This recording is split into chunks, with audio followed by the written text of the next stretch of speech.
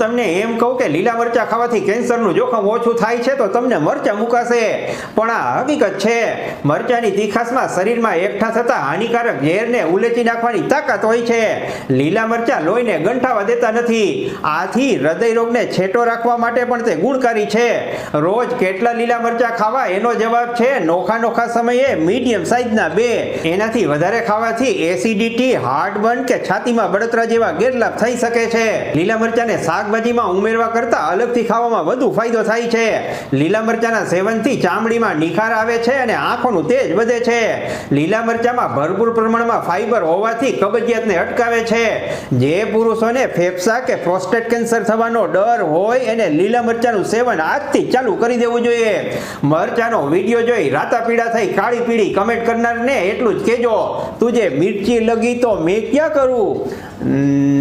નમસ્કાર.